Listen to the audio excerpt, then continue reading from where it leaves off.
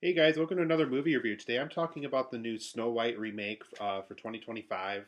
And it's the live action remake. It is directed by Mark Webb of 500 Days of Summer and Amazing Spider Man fame.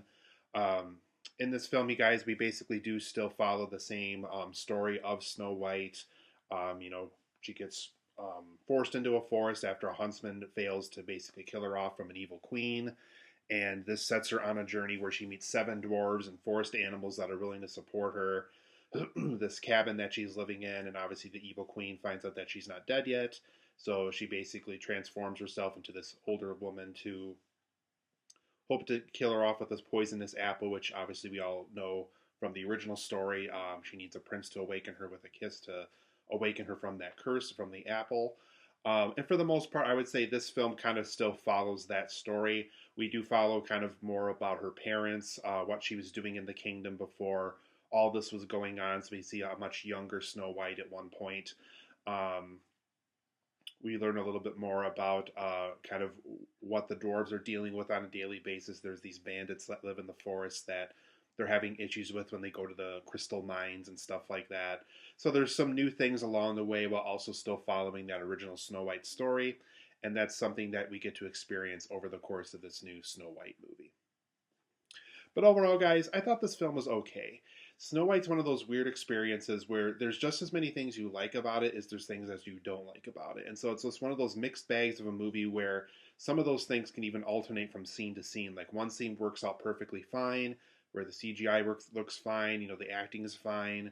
Um, Production design looks fine, and then you get to another scene where the CGI doesn't look so great, where the acting doesn't feel so great, where the um, some of the production aspects don't feel like there should be on par as the way that they should be.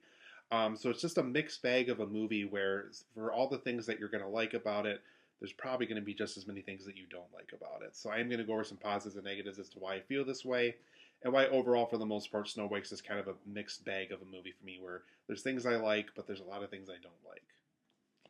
So, for my positives and negatives of this movie, I did think Rachel Zegler's singing talent was very impressive here. So, if you like what she did with West Side Story, if you like kind of the small singing segments she had in the Hunger Games prequel back when that came out, I think you're going to be very happy here. Um, the girl can absolutely sing. I know she's a very controversial social media figure right now, and obviously she didn't promote this movie the way Disney was hoping she was going to promote it. But as far as a singing talent goes, I think that's something that's going to keep her working for a while. Is she not only can act, but she's also a very good singer. And I think for the most part, these musical numbers that she has to sing in, she is very, very good in. And I know this person's also not getting a lot of love on social media right now, but I really thought Gal Gadot's evil queen was pretty quite good in this too. I like how her queen is in a kind of conflicted place where her ideology is different than the kingdom's, while also still trying to make sure that she's seeing what the people want, and then she's also one of those characters too where she doesn't just immediately want something bad to happen to Snow White. She kind of lets her speak her turn, but then there's other things that happen where um, she wants Snow White out of the picture and stuff like that. So I do like how her character is kind of always conflicted with something. There's always something going on where she wants something while the kingdom wants something else, and she's always trying to kind of work around what could make her the best possible queen she can be, even if it's not always the queen that everybody wants. I also thought the charm of the Seven Dwarves was pretty effective here too. Even though the CGI is a little spotty at times, they do have a very rubbery, latexy kind of quality to their faces. For the most part, though, the charm I love the Seven Dwarves I thought was very effective here. Like there's one of them named Doc, and so there's a scene where they need a doctor, and obviously there's a lot of humor in there where he's just kind of using that as a nickname and a metaphor. And obviously some of these characters are catching on to the fact that he's not really a doctor and stuff. So there's some charm of the Seven Dwarves. There's some things that they do that are kind of fun and interesting.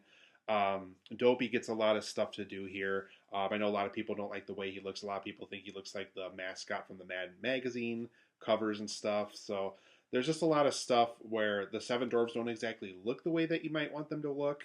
But as far as their charm goes, as far as kind of winning you over, as far as likable characters are concerned, I think their charm as the Seven Dwarves is pretty effective overall here. I also thought the film's color palette was really quite good. I thought there's a lot of scenes where where Snow White enters this cabin for the first time, and it's very colorful, very bright. I like all the yellows and the browns, and I like how even when they're walking in the forest and they're walking by like a patch of roses, the red on the roses like really stands out on screen. So I do like the color palette that was used here, whether that was a post production choice or something that they managed to do while filming the movie. I thought for the most part the color palette that they're using was a very effective one. I also thought the whistle while you work sequence was a lot of fun. I know the original movie had a scene where Snow White was dancing with the dwarves inside this cabin. I thought for the most part, though, it really felt like something you would see in like a Disney Renaissance film or something that you would have saw when they were really in their prime when Walt was still around and making Cinderella and Sleeping Beauty and all this other stuff. So I thought that sequence in particular was really quite good. I thought the choreography was good in it. I thought the way the seven dwarves were utilized was also very effective.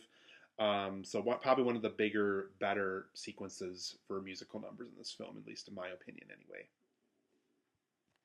I also thought some of the overall live action translation was pretty effective, like when the dwarves are walking back to their cabin after a long day of work at the mines. It does truly kind of look like a live action version of what we would have saw in that original animated movie.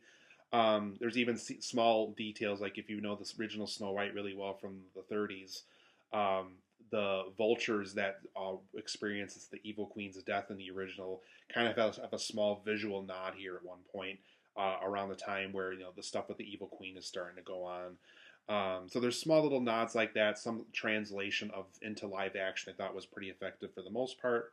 And at the end of the day, what really more can you ask for than a proper translation of the Snow White material from the animated film? But for my negatives of this movie, probably my biggest complaint with this movie is the screenplay is extremely sloppy in this movie.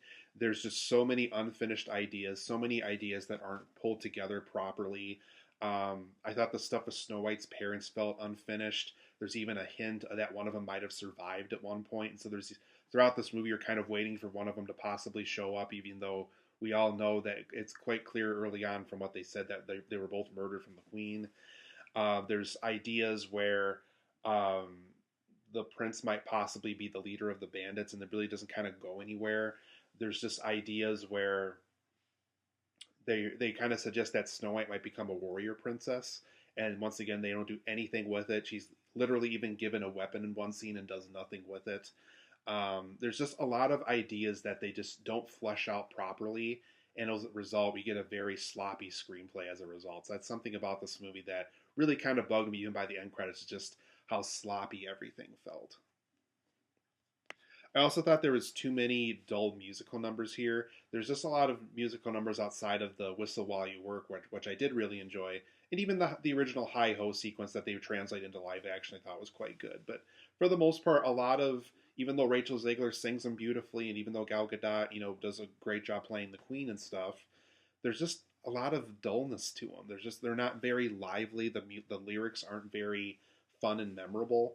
And once again, I just think there was too many of them. There's just by the time you get to like the sixth or seventh musical numbers, it's like okay, enough musical numbers.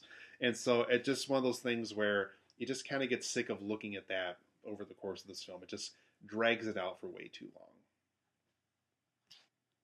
I also thought overall Snow White and her overall story weren't updated properly. There's a lot of things about it where you could tell they didn't really know if they wanted to make Snow White a warrior princess. You can tell they didn't really know if they wanted to give the evil queen maybe a redeeming character arc in case she becomes a good person at the end. There's just a lot of stuff where they didn't update it the way that they probably should have, just because it has been so much time that's passed since that original movie. How can we update Snow White? How can we give you the stuff that you like while updating it? It's just one of those things where I don't know how they properly updated it the way that they should have. It's just something that they wanted to remake Snow White, but they kind of didn't really know how to do it. It just kind of felt like that over the course of this movie.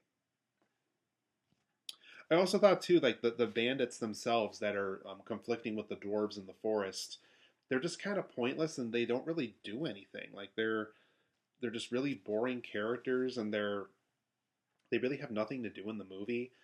Even by the time that the evil queen, they're trying to take her out in the third act of the film, they really don't get a lot to do. And even when you see kind of how the evil queen is taken out, it has really nothing to do with either the bandits, the dwarves, or Snow White herself. It's just a very underwhelming use of these new characters that we're supposed to like, apparently. And for the most part, too, I thought a lot of the CGI was very distracting. So if you don't like the way the seven dwarves look in the trailers, you're probably not going to like the way they look in the movie. It's a very form of distracting CGI. You can tell they kind of did it in the last minute for the reshoots that happened over the past year. Um, I thought the forest animals looked fine. Like they looked fine when they're interacting with Snow White, but a lot of the other stuff, like even the forest sequence when Snow White's trying to survive this dark forest at the beginning of the movie, a lot of the trees are done with CGI, and it just doesn't look right. There's just a lot of sequences like that where a lot of the CGI, unfortunately, is kind of distracting. And for the most part, too, I thought the prince was very miscast here.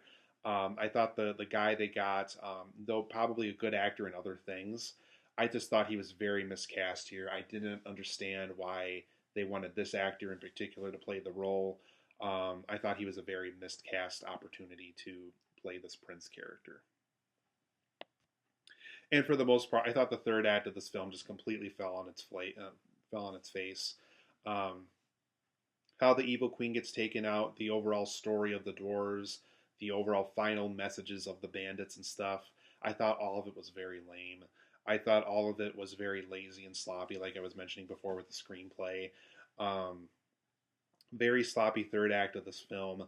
I thought they definitely could have wrapped things up in a more proper way, whether it was following what the original film did, how the evil queen got taken out in that, or something. But the way they tried to wrap things up in this new one, specifically in the third act, I thought was very sloppy. But overall, I'm going to give Snow White a 7 out of 10. I think there's things about it that are fine. Rachel Zegler singing and Gal Gadot's kind of updated queen, if you want to call her that. The charm of the seven dwarves, the film's color palette, the whistle while you work sequence, and I'll even give them the hi ho sequence was kind of fun too. And some of the live action translation from the animated stuff was pretty good, but a lot of other stuff that really didn't quite work for me.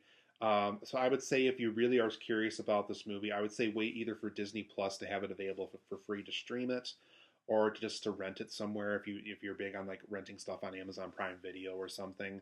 Um, I don't think I need to send you to a theater to see this one. I would say probably the best way to experience Snow White right now is either make sure you have a Disney Plus subscription, make sure your television's HD, make sure you're watching an HD quality version of the original from the 30s.